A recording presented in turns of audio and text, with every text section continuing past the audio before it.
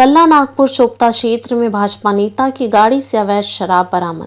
मामला केदारनाथ उपचुनाव का है, जहां पर कल भाजपा नेता की गाड़ी में अवैध शराब पकड़ी गई थी। इसी मामले में नेता प्रतिपक्ष यशपाल आर्य ने भाजपा पर निशाना साधते हुए कहा कि भाजपा अपने को अब कमजोर समझने लगी है।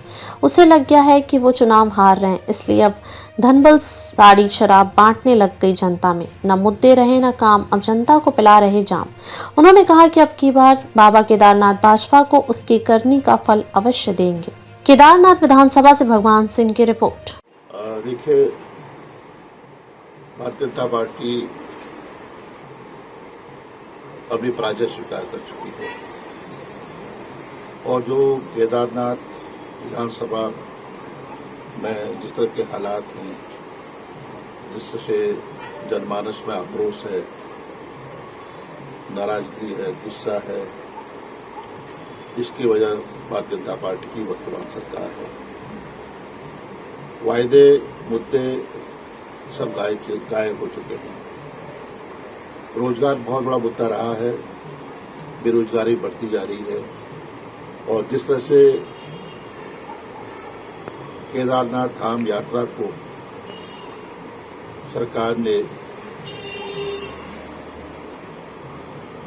रोका गया और लाखों यात्री हर वर्ष केदारनाथ धाम जो हमारे आस्था विश्वास का प्रतीक है, दर्शनार्थ आते हैं, नमन प्रणाम करने के लिए आते हैं।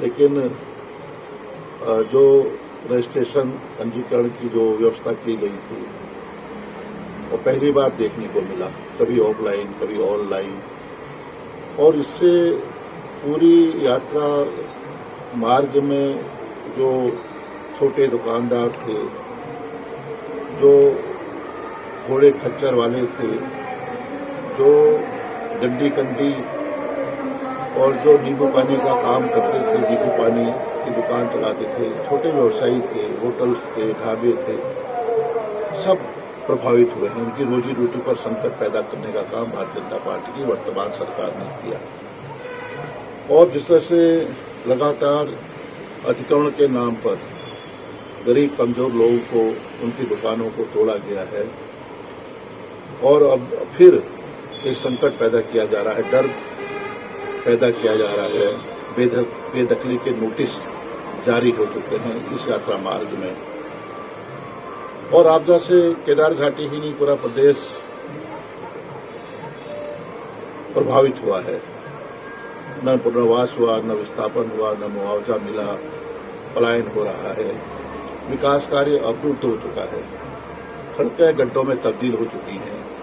जो पॉलिटेक्निक कॉलेज की स्थापना कांग्रेस के राज्य में केदार घाटी में माननीय हरीश राव जी के कार्यकाल में स्वीकृत हुई थी, आज वो पॉलिटेक्निक कॉलेज अधूरा पड़ा हुआ है। डिग्री कॉलेज की भी हमने स्थापना करने के लिए हमने जो शासनादेश जारी किया था, आज डिग्री कॉलेज कहीं दिखाई नहीं देता है।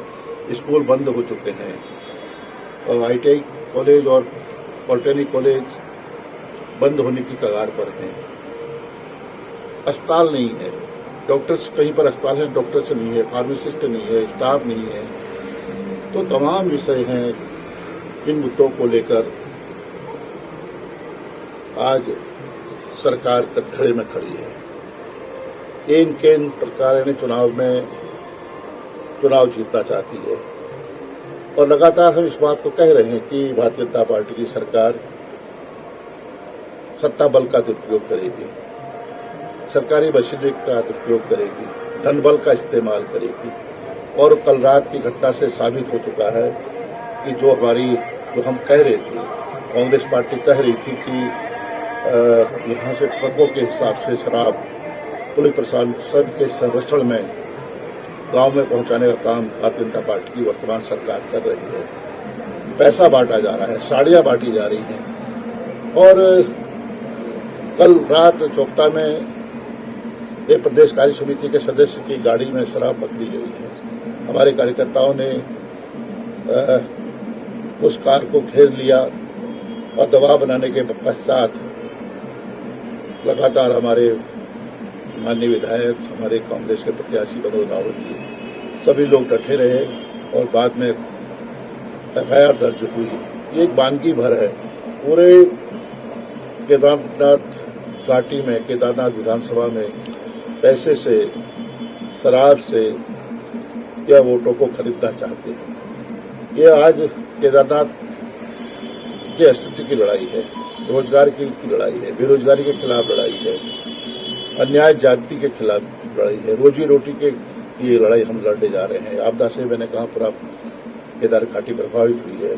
तो तमाम मुद्दे हैं, पलायन मुद्दा है, अवरुद्ध विकास है, सड़कों में पट्टी गड्ढों में पट्टी सड़कें हैं, बिजली नहीं है, पानी की जल जीवन मिशन के नाम पर तो महत्वाकांक्षी योजना सरकार द्वारा घोषित की गई थी, आज नलों में पानी नहीं है। तमाम मुद्दे हैं। इन मुद्दों को लेकर भारतीय जनता पार्टी आज खामोश है और प्रदेश इस केदारनाथ विधानसभा की महान जनता ने निश्चय कर लिया है, ऐसा आभास होता है, मन बना लिया है परिवर्तन का, बदलाव का।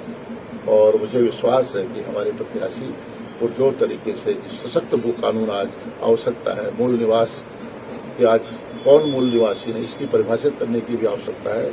और मेरा विश्वास है कि इन मुद्दों पर कांग्रेस जनता के बीच में गई है और निश्चित रूप से ये मुद्दे, आज के मुद्दे ज्वलंत सवाल हैं, प्रश्न हैं, उस सवालों को लेकर जनता के बीच में जाना चाहती है।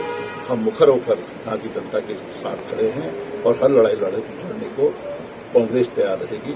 इस बात के लिए मैं केदारनाथ विधानसभा की जनता को, महान जनता को आश्वस्त करना चाहता हूँ।